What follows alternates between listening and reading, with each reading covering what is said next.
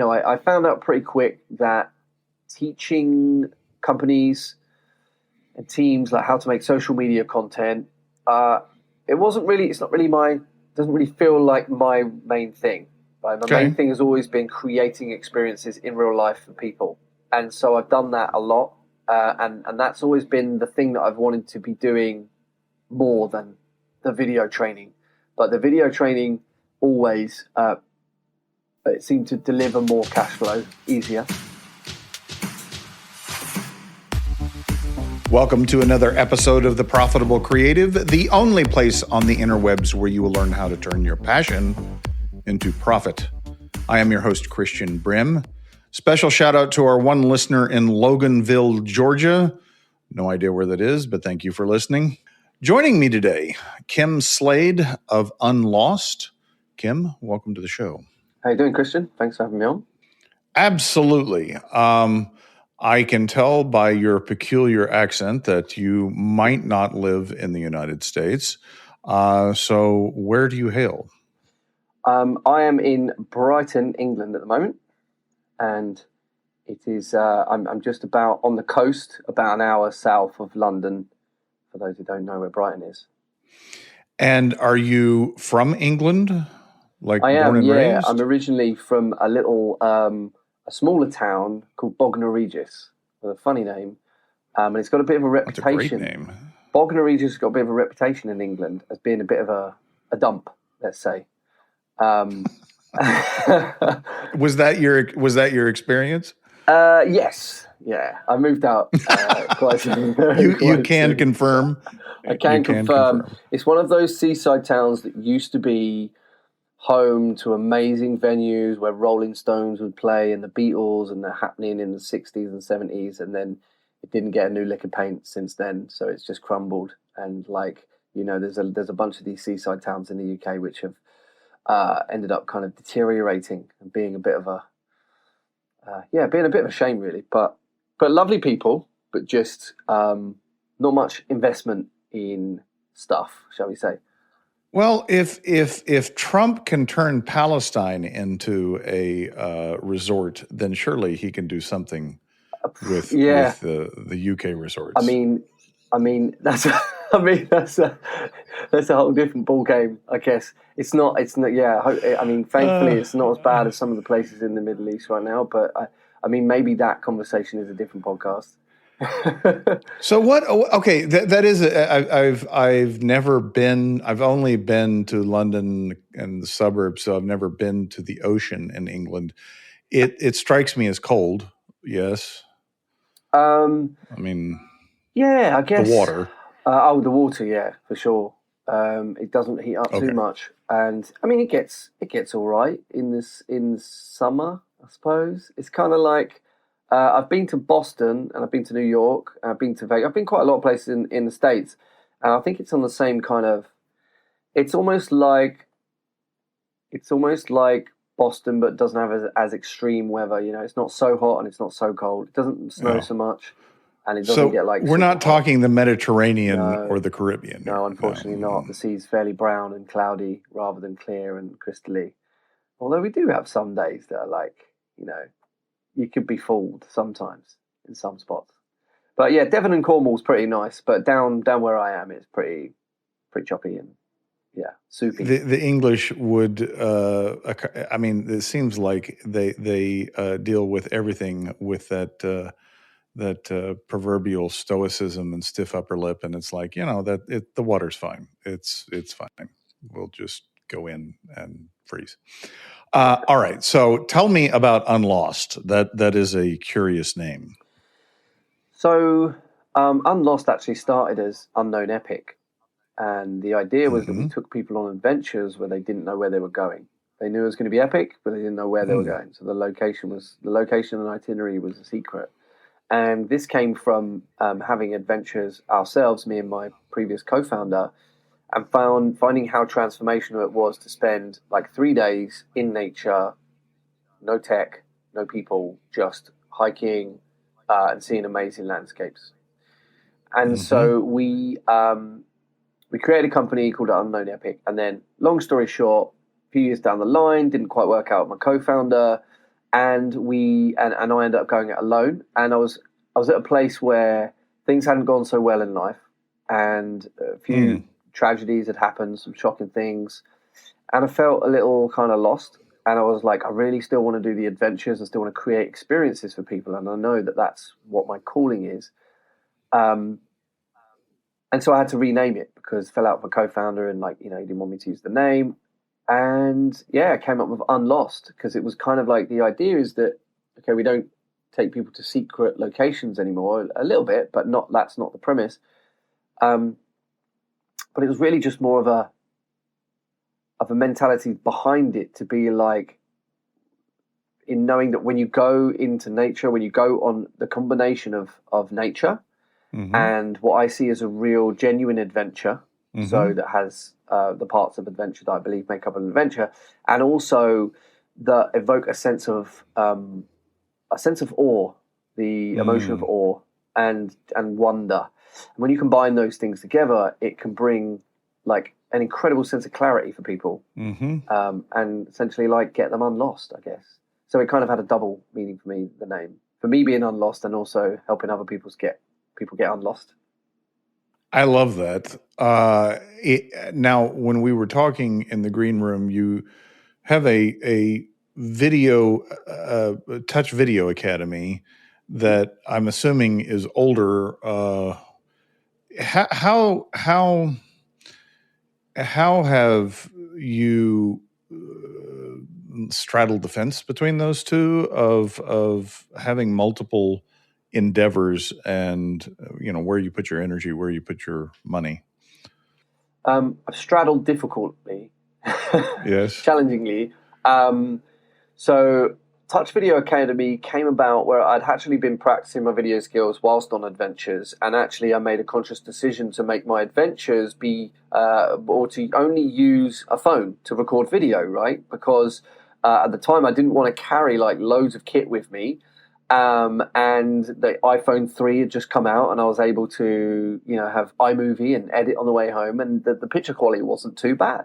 So I decided to just commit to just only using a phone to make the video. And I actually made a short film whilst on an adventure, using just the phone alone, with like no accessories, no tripods, no anything, just the iPhone 3, and it got selected by the Apple Store to go and speak to their staff about how to get more creative with the iPhone. And so all of a sudden, Touch Video Academy wasn't a thing at the time, but I had my first, in air quotes, client, which was Apple Store. That's a significant client, yes. That's a thing. So then when Unknown Epic took a dip and had some troubles, I was like, well, I still need to earn some money, and I know how to teach people. I know how to make video, and I'm good with people. So I literally gave myself 2 hours to create a business. Literally put the timer on, a friend's office. I was like, I've got this idea. I'm going to teach people how to use these phones to make videos, because I think phone video is going to be the future. I think it's going to be a thing.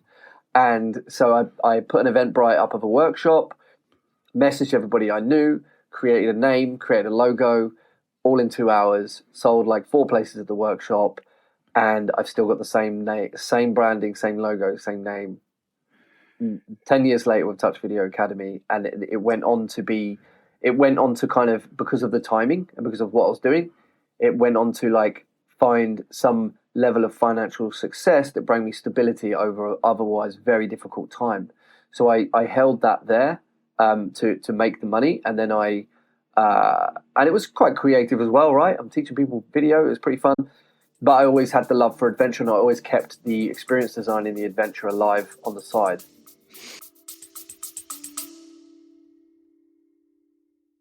Hey listeners, are you ready to turn your passion into profit? Then grab a copy of Profit First for Creatives. Click the link in the show notes to purchase a copy. And if you're not ready to make that full commitment, you can download a free copy of the first chapter. Check it out right now. Well, actually, that sounds like a brilliant idea and structure. You said you straddled the difficulty. What's difficult about it? Well, the difficulty was that I really, I found out pretty quick that teaching companies and teams, like how to make social media content. It's not really doesn't really feel like my main thing. Right? My main thing has always been creating experiences in real life for people. And so I've done that a lot. And that's always been the thing that I've wanted to be doing more than the video training. But the video training always it seemed to deliver more cash flow easier. And so I've been I've had to keep it going during, times where I really wanted to just go all in on the adventures and all in on the creative events. And so, yeah, it's been difficult just sort of mentally to hang in there with a business that makes money, but I don't necessarily have much passion in it. And it doesn't feel like a creative outlet as much as the thing that I want to be creative with and be the artist. So I'm battling between the artist and the entrepreneur. I'm like 1 foot in being the entrepreneur, just doing what makes the money, and that's needed. And then I've never the profit in the other side has never been as consistent. So hard to fully switch over. So that's where the difficulties come, really. Yes, and what you're describing is what I talk about in Profit First for Creatives, the three-pronged decision that creative entrepreneurs have to wrestle with, because all entrepreneurs have this dual problem they're trying to solve, which is, can I meet a demand in the marketplace, and can I do it at a profit? So that's the normal business paradigm. But then the creative entrepreneur has this third very important leg, which is, do I care about it? Like, is it interesting? Does it fuel my passion? Does it get me up in the morning? Am I excited about it? And that struggle is real. I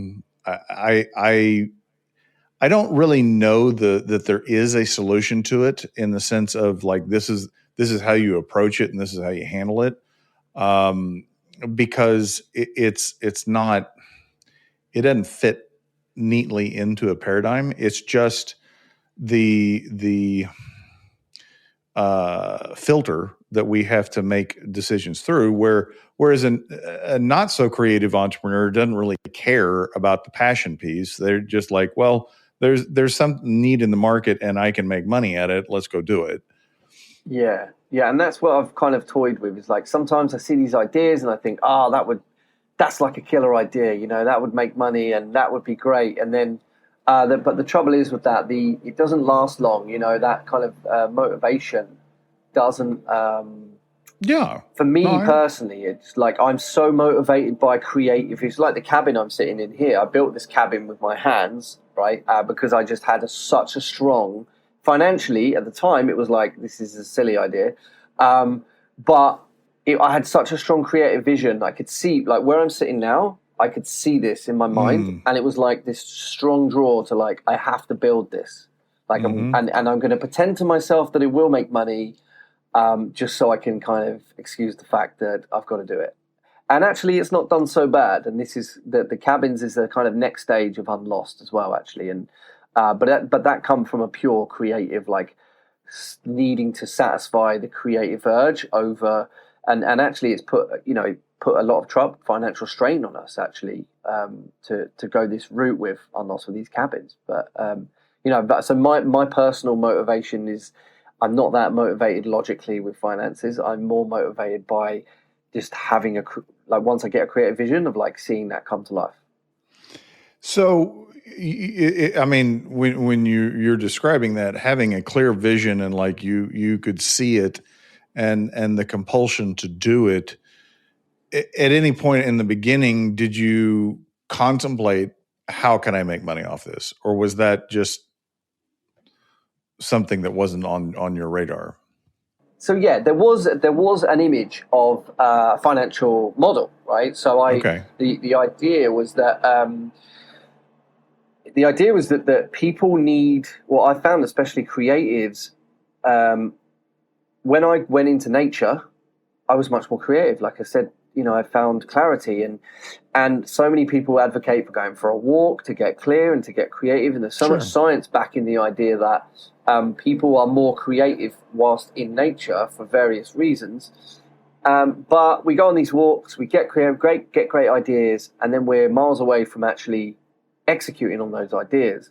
And I'd always dreamed of like having a cabin in nature as my place to write, my place to create. And so many people said, "Oh yeah, I'd love that too. Like, what a dream! That's just the ultimate dream." And so I thought, well, if other people want it and need it, and there's the rise of co-working and the rise of remote working, there's a market here for a cabin that's close enough to home, so it feels like it's in nature. Like, I've got a beautiful view, but you can get to in 20 minutes, and you can go to just for the day to go to work. You get clear, and so the model was to create a membership where people would feel like they have a sense of ownership over this cabin, but they'd only come once a month or once a week, depending on the membership, and it'd be kind of like a timeshare in a very small, beautiful office cabin. And then that was also the idea that could be scalable, right? If I nail one that works and have a model, and then every town with a certain amount of people could have a cabin just on the outskirts that people can go to and use as a creative space, which includes like podcasting kit and wood burning stove and all that stuff. So I didn't just go, right, I've just got the vision for the cabin. I was like, this could be a good business as well. This ticks all the boxes. Right. But obviously it was a new thing, sure, a new market. And so I didn't have any proof that it would work. I just had a hunch. And really, when I was freezing my fingers off, cutting my knuckles in like a frozen open barn whilst building this, it's on some wheels, it's on a trailer. The thing that drove me through those moments of like effing and blinding, it wasn't like, oh, this is going to make me $1 million. It was like, this is going to look sick. This is going to be so good. Like, this is going to be amazing when it's finished, and I just can't wait to be sat in it. And since I've finished, I've had there's been times when I've been a bit down financially, maybe, and I've come here, I've lit the fire, I've looked out the view, I've looked around at what I've built and gone, yeah, I'm so glad I built it, despite what the bank balance says. This is amazing, and everyone who's come here has felt that sense of it too. I absolutely love that story because you're right. If making money is your motivation, I find you said it perfectly. It only takes you so far. The thing that drives you through is the passion. When I was writing the book, I interviewed Todd Henry, another author. And he enlightened me that the word passion in Greek, parakletos, I think, I don't remember the Greek word, but he said that the literal translation is suffering. And his statement was, you have to be willing to suffer for your passion. Like, that's not that you have to suffer, but you have to be willing to suffer. It's more like what you can.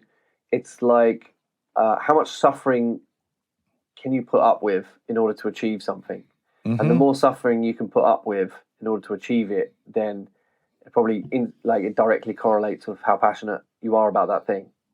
Yeah, and that's a hard line.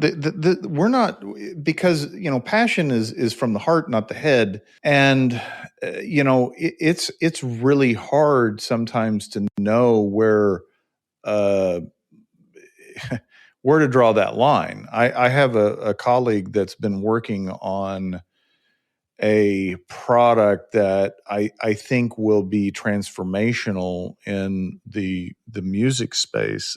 Essentially, he's created a platform for artists to control their content and connect with their fans outside of big tech. Nice. So not YouTube, not Spotify, none of these, where they control, they can sell merch through the platform, and it's just a revenue share model where he gets a small cut off the top, but they control everything, right? And he was probably too soon to the market He had a clear vision. Like he saw it and he said, "This is where it's going to go." And 7 years on, and tens of millions of dollars, both his own and investors. There was a point where, a lot of his colleagues, I wasn't one of them, but some of our friends were like, man, when are you going to give this up? Like, how much is enough? And he reached some dark points, like started to doubt himself. And, the first quarter of 2026, where we are now, they've actually launched with multiple artists, and the future is not written. Don't know if it'll be the success that he envisions, but that struggle is real when you believe in something, and you're driven by your heart, but your brain is like, this is stupid. Like, what are you doing? Yeah, no, I get that. It's like there's a sunken cost fallacy, right? Once you like put so much in, and there was points in building this where I was like, what am I doing here? Like, I put a lot into this, but then it's actually going all right. It's not, I've not got to a point yet where I'm ready to like scale it. There's still just one. I had a bit of a rough ride with the second cabin, which I went into, and I didn't build myself. I got someone else to build it based on my prototype, and it didn't go so well. And that was a big drain on energy, stress, money. But I've learned incredible amount. It's not an easy thing, putting an off-grid cabin in nature, no connection. It's got Wi-Fi. It's got everything you need here. There's a lot of physical challenges, and also in convincing people that it's a good idea to have to drive 20 minutes and then walk 5 minutes across a muddy field to get to a cabin just to go to work. Like that, it's not for everyone. But the people who've come here, like over 50% of people who've booked have come back. So, in terms of product market fit, it's got good signals, right? Right. Where, like, people who come here, they get it and they go, this was amazing. I need to come back. I'm going to write my book here. I'm going to do it. And so, for all the effort and the sunken cost, it's starting to see hope that it's really going to pay off. And the next stage is to actually start thinking about what does it look like to scale it, and that would then be obviously a proper profitable business, not just an experiment, a crazy experiment. But it kind of aligns with the adventure side because, with Unlost, the idea was to always take people on adventures and create experiences. And then we had COVID, and then I had kids, and then, all of these things stopped me going on as many adventures. But I still had I still wanted, essentially the goal was the same, to get people into nature, experiencing the emotion of awe, which then helps them to be more clear and more creative. And, so whether that's on a hike in the Alps or sitting in a cabin in Sussex, people do feel that when they sit here and they see the weather roll over and you can see all the hills, you got the fire going, you feel next to nature, you feel in nature, and so you get those benefits, and people have reported that they definitely have got those benefits. No, I think it's brilliant. I mean, I've my experience and having discussions with others, the power of being in creation is it makes you creative. You feel in touch with your creator, and you said the word awe, and I think that's the right word. Like, not to be too philosophical, but we live in a world of our own construct. We control the variables, and that's where we spend most of our days, in climate controlled environments, and everything is convenient and on demand, and understanding that, not that that's false. I mean, it's obviously real, but recognizing what we don't have control over gives us that awe. Like you mentioned the weather. Like when you sit there and look at the ocean and you see a weather pattern roll in, you're like, oh, okay, I'm not really in control. I just think I'm in control. Well, it's a really there's a newer definition of the emotion of awe after they've done a lot more scientific studies on it, because it was one of the last sort of emotions that they were able to do experiments that were like, deemed scientific, because it's kind of always different for a lot of people, right? It's kind of quite subjective, but they have a new definition that is now in a few books, but it's that awe is the sense of being connected to something both vast and mysterious at the same time. So something that feels vast, whether that's vast in time, vast in size, vast in many different ways, and something mysterious. So we just don't quite grasp, our brains can't quite grasp how. Like the Creator, like nature, and there's different sources of awe. There's different there's different typical sources where people get awe triggered inside them from these different sources, and it's just super interesting. And I found that actually when I started reading about awe as an emotion and what it means and its history and all these different things, and how fundamental it is to our human being and our human makeup, I literally stumbled upon what felt like such a lightning bolt for me, which was this is what I really do. Because I'd always struggled with feeling like I do too many different things, and I'm too scattered, and I've got this over here, video over here, adventures over here, cabins, robots, and all these different things that I do. And it was just I'm never going to make, none of these are ever going to grow as big as I'd like them because I do too many things. And then I discovered, I didn't discover awe, but I started learning about the emotion of awe. And I was like, bingo, I don't do all these different things. All I've ever done, the common thread throughout them is, it's always been, I help connect people to the feeling of awe. So whether that's through video and spotting the beautiful glistening of light on a drip coming off of a flower, or whatever the moment is that you have to be eagle-eyed when making video, or whether it's through the design of this cabin where you've got a 180-degree view so you can see the whole of the hills, so you feel that sense of awe in nature, or whether it's creating a character for a robot which people go, is there someone inside of that? How is that happening? This is amazing. It connects you to childlike wonder. So no matter what kind of medium or thing that I'm doing, it's always been driven by this sense of I love that moment when someone feels awe, because it's so powerful, and it connects us to who we really are as humans, and it's just amazing for the mind and the body. So although I do all these different things, awe is the thing that goes through all of them. And so once I found that out, I felt almost at peace that I was actually doing in the right direction, even though I was in many directions.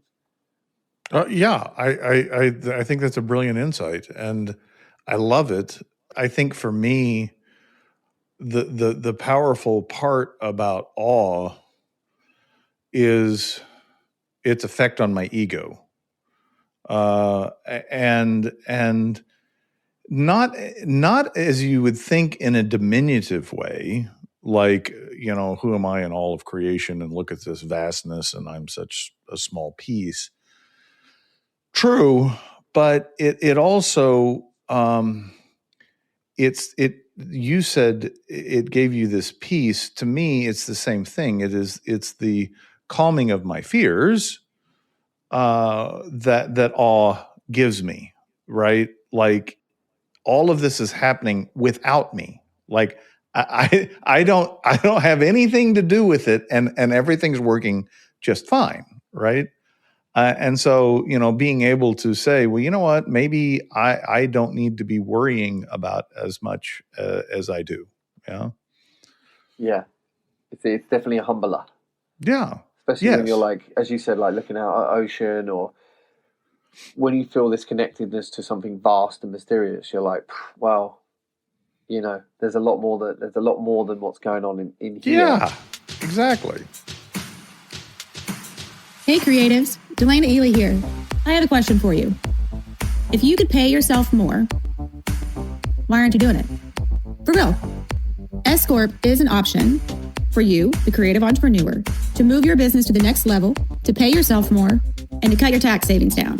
Yeah, less money to the IRS. We want that, right? So why haven't you done it yet? What's going on? The reality is you probably have 50,000 questions in your brain. You don't know which way is up and down, and you're still too busy to do all those things, plus also create, right? Well, the good thing for you is that Core Group is actually the place to be to get that S Corp election rolling. Yeah, we have an assessment. Let's see if you qualify. Come chat with me. Core Group, turning passion into profit. In the green room, I'm going to pivot. In the green room, you mentioned that this conversation came at a you didn't use the word fortuitous, unusual. I don't remember what word you used, but interesting time. I don't know what word you used, but tell me more about that. Yeah, well, I suppose, so I've always kind of gone through all the things that I've done, as I said, just, driven by the creative side. And then there was a moment about maybe 15 years ago where we'd been traveling and we'd been on this amazing adventure to this unknown island. And I sat with my wife on the beach and I turned to my wife and I said, I'm never getting a job again. And she was like, what? I said, I've decided, like, I have to do something myself. Like, I have to be my own person and I have to figure it out alone and create a business or something. And for years, I was just kind of like in that mindset of being a lone ranger. I thought I was creating a business, but what I was just doing was just being a freelancer or creating my own job. Right. And so although I'd not had a job for a long time and I'd thought I'd create a business, it wasn't really a business. It wasn't like I could it was just me doing stuff for people. And so it wasn't like I could leave it and it made money without me and felt like a real business. Until a couple of years ago. And it was aligned with this cabin as well, where it was like, oh, so I could create something and that thing could keep making money whilst I didn't have to do it again. I could go create something else. And that for me was like, oh, that would be good. That seems like a better idea. And I almost kicked myself like, how am I only, nearly 40 years old and realizing now what an actual business is? I wasn't brought up around any sort of entrepreneurship. I didn't know anyone who had a business. I didn't know none of my friends, none of my family. Like, as I said, Bognor wasn't very entrepreneurial. So I didn't just have that exposure to real businesses. And then I had this kind of brainwave, which was like, and when I built this cabin and we went away and I had some members, we went away on holiday and my phone pinged, oh, rent, another membership paid. And I'm like, we're on holiday and the money's coming in whilst we're on the holiday. I was like, oh, wow. Okay, here we are. This is actually a business. Like, this is what it's about. Right. And so over the last couple of years, in knowing that, it's been great to go like, I see what I have to do now. But it's also been a learning journey because I've realized like, I'm quite late to the game here. Not too late, obviously. I'm still young, but I'm quite late to the game in realizing what a real business is. And so, making a profitable business is, in my mind, is now different to what it used to be. And in the last sort of year or so, I've been really trying to, head that direction and only accept that as a thing that I'm doing, rather than the old framework in my mind, which was me just doing stuff that I'm good at for money. There's so much in there that I want to highlight for listeners. The first is the distinction between being self-employed and having a business, and there's nothing wrong with being self-employed, but understanding that a business is something that persists without your continued efforts. It is not an output of your continuous efforts, right? That's a job. You may not bill by the hour, But if it requires you to show up and do the work, it's a job. Yeah. And that transition, most people don't make. Because there's a lot. I think there's a variety of reasons, but most people don't make that. And the second thing I would point out, you said you're late. I had a conversation just yesterday with a local woman. She came in and we had a conversation. She's 68. She's been in the marketing and promotion space all her career. And she had, along the way, developed some very fascinating intellectual property. And we were talking about it, and I'm like, where is this on like your priorities? Like, what do you think? And she was like, well, pretty low. And I'm like, yet you came here to talk to me about it. So like, why? And she's like, well, I have this real passion about this. And I'm like, okay. So what it boiled down to over the course of this 2-hour conversation and us talking and hearing her story is that she had delivered this intellectual property in a teaching format, a coaching format, and she didn't want to go back and do that, right? Because she felt like she'd been there and done that, and she could make more money doing other stuff. And we talked about like, well, but what if you created this intellectual property, you took it and you licensed it to others? And the point being, she had a passion for getting that IP out there because she felt very passionate about its impact on people. But she didn't want to do it herself. And it was like at 68, it's like, it's okay. You don't have to do it yourself. You can let others do it on your behalf. I mean, you credential them, you license them, you ensure that they know their stuff, but why is it that you have to deliver it? And so I say that she was 68. You said you're nearly 40. I'm 55 and still figuring shit out all the time. I think that all of the journeys are unique, and you get there when you're supposed to get there. Yeah. I've beat myself up many times about like, why did it take me so long to learn that lesson? Why do I keep making the same mistake? And I don't think that serves us. I don't think it serves us to say that we're late to the party, or that we should have learned this earlier. We should have figured this out earlier. I think that definitely comes from like comparison, though, right? And 100%.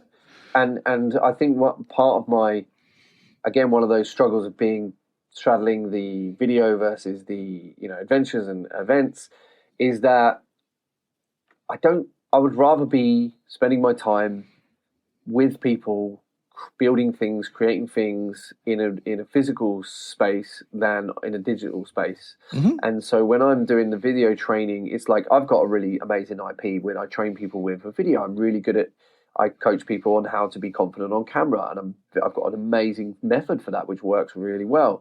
And I've got an amazing method for creating video and breaking down all these things. But it forces me to be more on social media because that's where it's at. Like that, I have to be up to date with that stuff.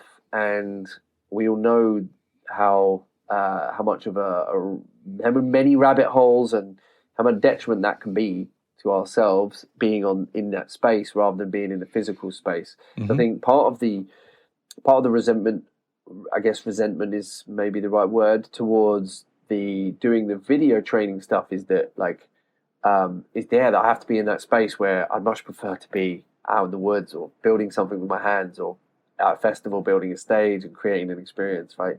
So there's that it comes from comparison, because you see, you look online and every 20-year-old's currently making millions with OpenClaw and AI or whatnot, right? And we all know that's not true, but it can feel like that pretty quick when you're in a space with a lot of social media.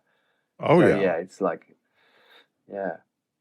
But I guess that I don't feel. I'm glad that you picked up on that, and I'm glad that you made that point, because it's easy to slip into that and be like, oh, I feel like I'm late. And I guess I need to have a bit more acceptance around, like, I am where I am, and that for a reason. It's all unfolding for a reason, rather than it is having to like battle for it. It is, and it's an adventure. I mean, if you think about the great stories, they're not linear, and the hero always encounters challenges.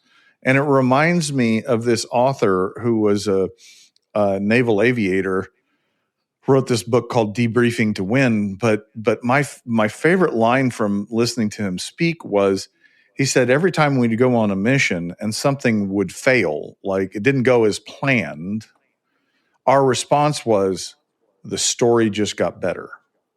And I'm like, what do you mean? He goes, well, after we're successful in our mission and we come back and we're debriefing and we're talking about it, it's going to be, look at what we overcame. The story just got better. And I'm like, yeah, I love that. Yeah. Yeah, it's a great way to frame it. And actually, like, the adventure analogy, it's not even an analogy, it's a reality, right? Yeah.